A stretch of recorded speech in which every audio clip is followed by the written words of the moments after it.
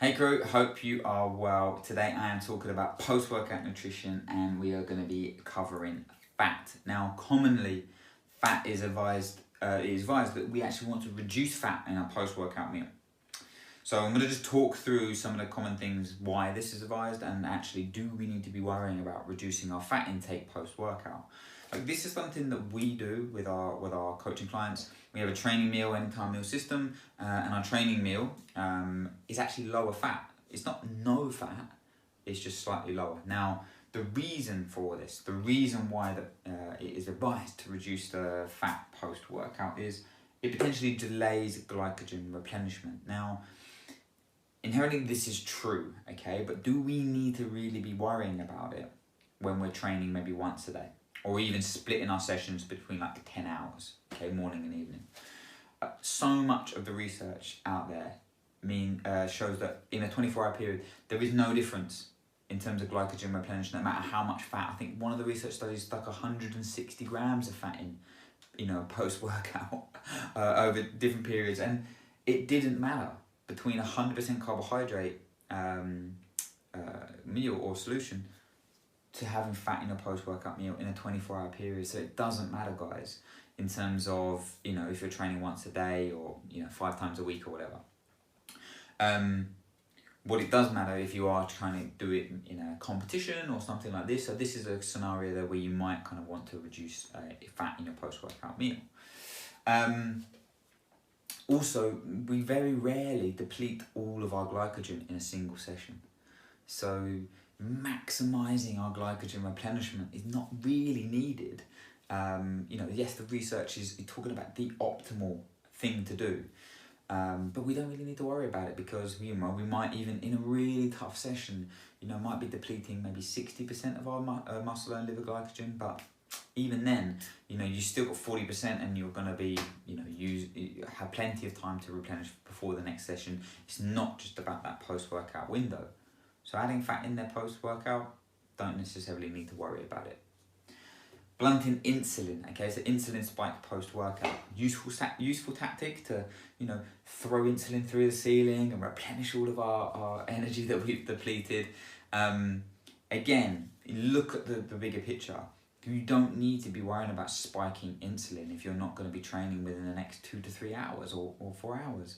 So putting fat in there will potentially blunt insulin in that first phase. So insulin spiking is like biphasic. So there's like a short phase, 30 to 60 minutes, and then a kind of slower phase where it's still potentially kind of elevated. That first phase can happen regardless of insulin, okay? It doesn't, of carbohydrates. So you don't need to worry about that initial period of fat potentially blunting it from if you're having carbohydrates and fats. It happens independently, okay? So don't worry about that unless you're training like, more competitive athlete and you're maybe got 2-3 hours before your next session. Maybe interferes with muscle protein synthesis. This is another thing that maybe, that people potentially remove fat in that post-workout period. It doesn't, okay? It really, really doesn't. It might interfere with muscle protein synthesis due to blunting the insulin spike slightly. But it's also, we want to be looking at muscle protein breakdown, okay? And we only need a very, very small increase in insulin to prevent this, okay? So even with fat, you're still going to get that small insulin spike. So hopefully that kind of allays some fears about, 3 of the main reasons why we are being told to reduce fat.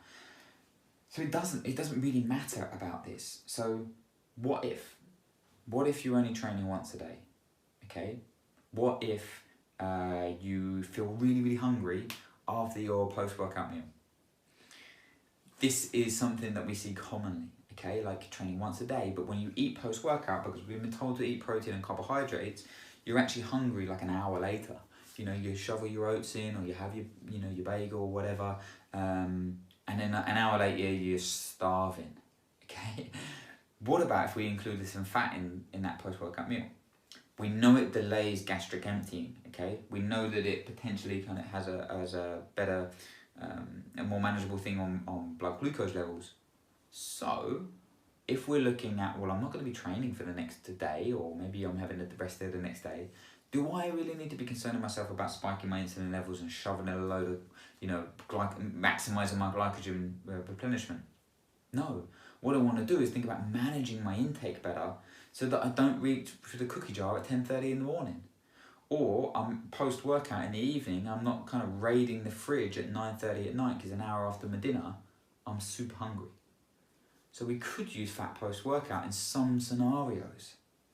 Maybe that would be a useful tactic to keep us on plan. Another one that I wanted to talk about is people that are trying to gain muscle. Okay, so trying to put on a bit of size and strength. Now we need to be in a calorie surplus at certain times, and often people struggle to hit the required calories that they need. How about using some fat in that post-workout meal?